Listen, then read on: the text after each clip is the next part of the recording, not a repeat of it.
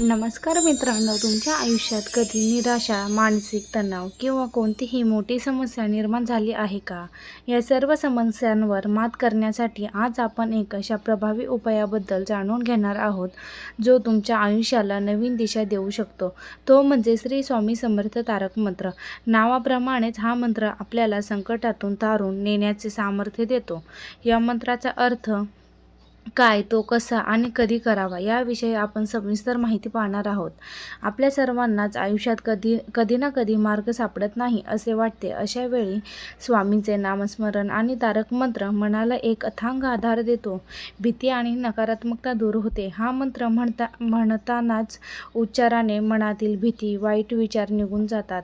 चित्त एकाग्र होते, मन शांत होते आणि आत्मविश्वास वाढ होते. अशक्य गोष्टही शक्य होते. अशक्य शक्य करतील स्वामी या ओळीचा ज्यांना अनुभव घ्यायचा आहे त्यांनी भावपूर्ण अंतःकरणातून हा मंत्र जरूर म्हणावा. तारक मंत्र कसा करावा? योग्य विधी आणि श्रद्धेने केलेले मंत्रपठण कधी फलदायी ठरते. तारक मंत्र करण्याची योग्य पद्धत: स्वच्छता आणि स्नान. सकाळी लवकर उठून स्नान करून स्वच्छ वस्त्रे परिधान करावे.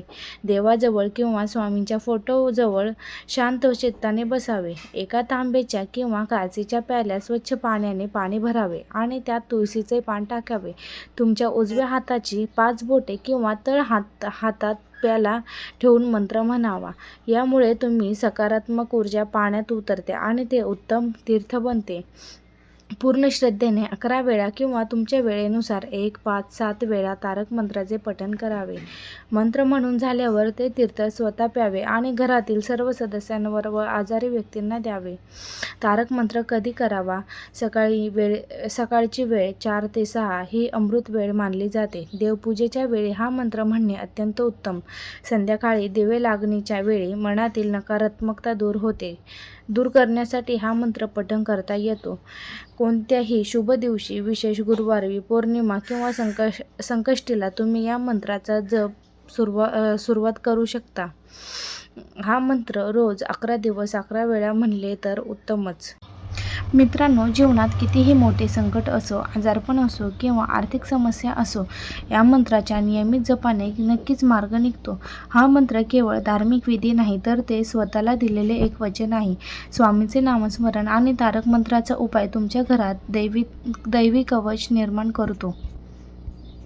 मित्रांनो, स्वामींवर पूर्ण श्रद्धा ठेवा आणि अशक्य शक्य करतील स्वामी या वाक्यावर विश्वास ठेवून प्रत्येक संकटाचा सामना करा. स्वामी तुमच्या पाठीशी नक्की राहतील. तुम्हाला आज ही माहिती आणि व्हिडिओ कसा वाटला हे मला कमेंट करून नक्की सांगा. तुमच्या स्वामींचा कोणताही अनुभव असेल तर तोही कमेंट बॉक्समध्ये नक्की शेअर करा.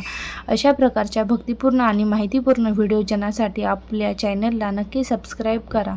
व्हिडिओला लाईक करा आणि तुमच्या मित्रपरिवारांसोबत शेअर करायला विसरू नका. चला तर मग भेटूया पुढच्या एक नवीन आणि महत्त्वपूर्ण व्हिडिओमध्ये. तोपर्यंत सुरक्षित राहा, आनंदी राहा. भिवू नकोस, मी तुझ्या पाठीशी